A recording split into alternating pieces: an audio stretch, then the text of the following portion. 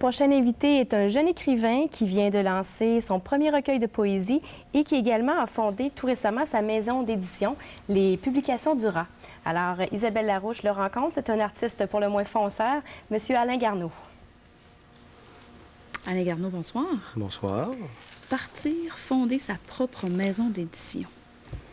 Par quelle folie faut passer pour fonder ça? Par un ardent et puissant et quasiment, je dirais même, essentiel et presque vital besoin et plaisir, désir d'être lu et d'être accessible à tout le monde. Comme ça, donc, d'essayer d'aller chercher le plus d'énergie possible pour arriver à mettre le projet à terme. Ça peut prendre combien de temps pour fonder une maison d'édition? Par quel obstacle êtes-vous passé? Par plusieurs obstacles au niveau de l'organisation, au niveau du choix des personnes à s'entourer. Donc, c'est des choses aussi à vérifier. Comment s'y prendre, que ce soit le choix de papier, le choix de l'imprimeur, le choix de...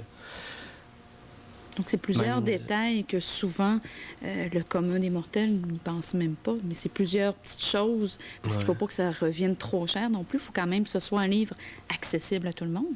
Oui, puis comme aussi que je voulais justement pas que les gens paient des prix de fou pour ça. Donc, j'ai essayé d'y aller avec le contenu. Et puis, quand même, quelque chose d'assez bien au niveau extérieur aussi, mais de pas dépenser justement des sommes épouvantables pour essayer de le mettre accessible justement à tout le monde. On va justement le voir probablement à l'écran.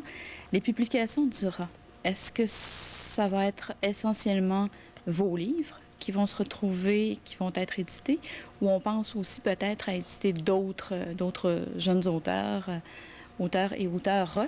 Auteurs et auteurs, oui. Certainement, pourquoi pas. C'est sûr que les premières années, ça va être essentiellement mes trucs que je vais faire, question de bien installer justement la distribution, le processus et tout ça. Mais éventuellement, c'est sûr que oui, quand je vais avoir des coups de cœur pour des auteurs que je vais dire, ça serait très bien qu'on les découvre aussi, je vais vraiment tout faire pour y arriver. C'est sûr, on va... Donc, Alain Garneau est passager clandestin. Auriez-vous l'honneur de me lire peut-être un petit bout, juste pour donner aux gens l'idée de ce qu'on peut retrouver là-dedans? Oui, certainement. On va lire qu'est-ce qui est ici à l'endos. Donc, mon sang fut mon encre, mon âme fut ma voix, mon cœur fut ma raison, ma folie fut ma plume. Donc, ça... Ce sont des poèmes, pour la plupart, écrits entre 95 et 97, si on fait un bref résumé. Oui. Je l'ai lu au grand complet, j'ai beaucoup de plaisir à le lire. Et ce que j'ai ressenti là-dedans, c'est peut-être une certaine détresse financière, amoureuse. Puis là, on parle des années 95-97. Là, Alain Garneau, des années 2004, il est comment? Il oublie pas ça. Et il est très reconnaissant de ce que la vie lui offre en ce moment, au niveau des gens de qualité qui ont travaillé dans le projet et au niveau des gens de qualité qui reçoivent bien le projet, qui sont réceptifs à ça, qui m'encouragent, qui me soutiennent, qui justement, qui disent leurs bons commentaires et tout ça. Donc, je suis reconnaissant, justement, envers la vie. Puis je me sers de ce témoignage-là en ce moment d'amour et de partage pour continuer à en sortir d'autres. La détresse est moins présente, et moins d'insomnie aussi un peu. Qui dit poète dit aussi grand rêveur. Comment on fait dans une société dans laquelle on vit présentement, beaucoup de mondialisation, de matérialisme, comment un rêveur comme vous peut essayer d'assouvir ses propres rêves? C'est difficile. J'apprends à devenir moins idéaliste. J'apprends à accepter l'imperfection autant de moi que du monde. Mais j'essaie, c'est ça, de faire devenir les rêves réalité.